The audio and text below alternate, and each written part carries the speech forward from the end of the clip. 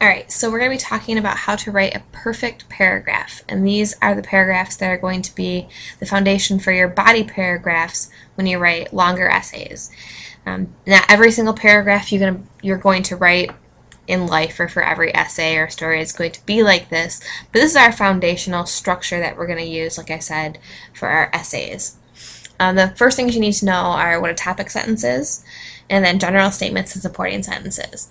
A topic sentence is just a sentence at the beginning of the paragraph, or in this case at the beginning of a paragraph, that lets us know the topic or main idea of that paragraph. Our perfect paragraphs will also have general statements, and these are going to give not too specific, but some reasons that go along with that main idea or that topic sentence, and we follow the rule of three. So in this perfect paragraph, we're going to have 3 general statements, 3 good reasons that go along with that topic sentence. And you also have supporting sentences.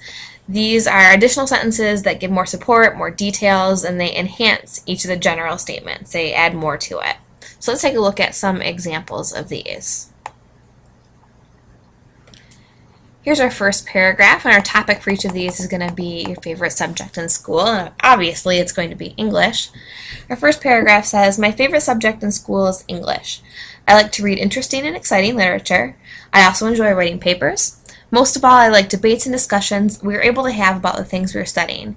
There is no class that compares to English."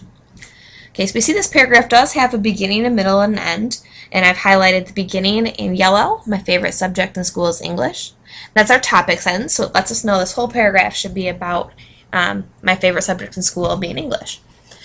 Then we have sentences about liking to read literature, writing papers, and debates and discussions.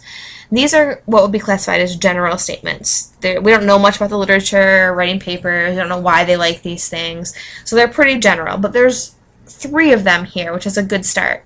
We also have a sentence at the end that closes it all out and tries to sum it up and gives it an oomph and ending to it. So this is a start here, but it's not very good because it's missing that support. And you're going to see when we look at the next one, the support really adds a lot. So let's look at a little revision of this. Alright, I still have the same things highlighted, but you can see there's a lot of support added in. Now it says, "My favorite subject in school is English." We still have the same topic sentence. "I like to read interesting and exciting literature."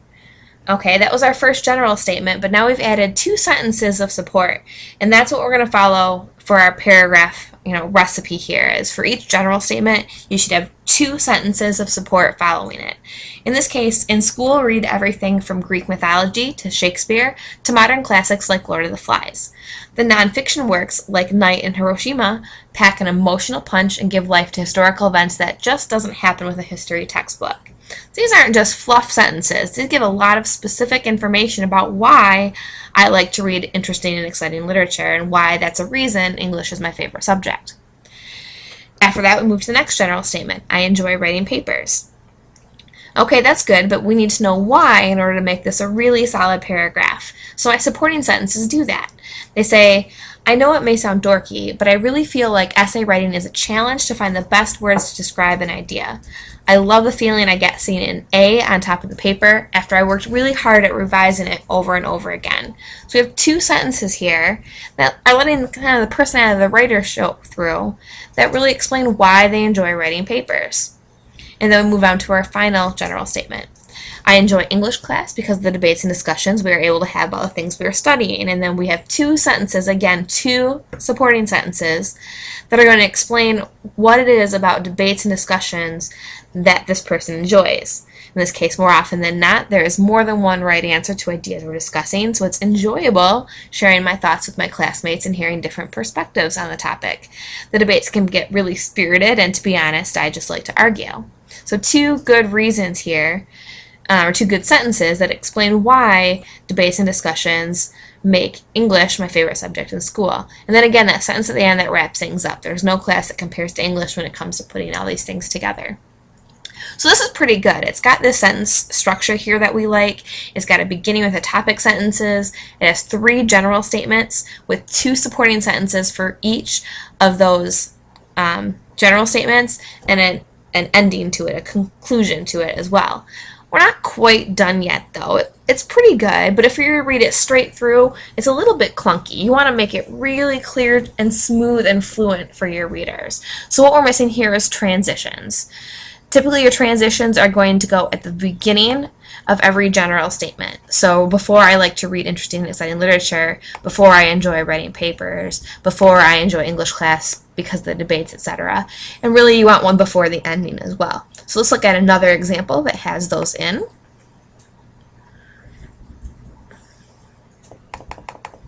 Alright, we still have the same topic sentence, and I won't go through and read the whole thing, but you can see that it's a lot more smooth.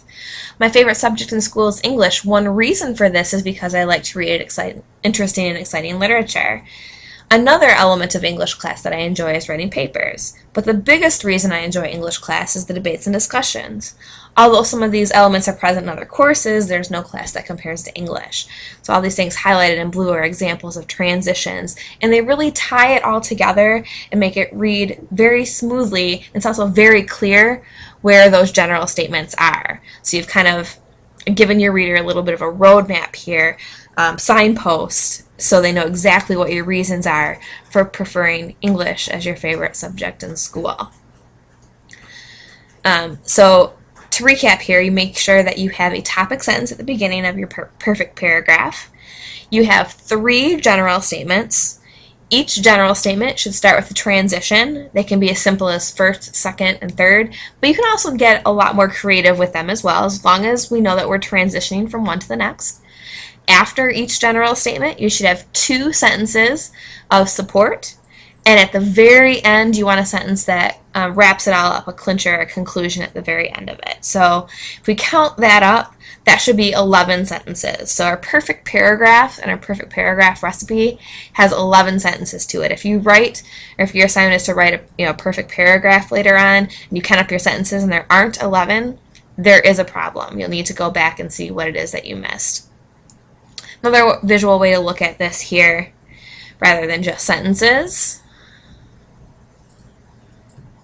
here's a graph that shows it.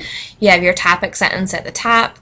You have 3 reasons of support, and you have 2 sentences of support for each of your general statements. So it's another graphic way to look at it. And then make sure those transitions go before each of these.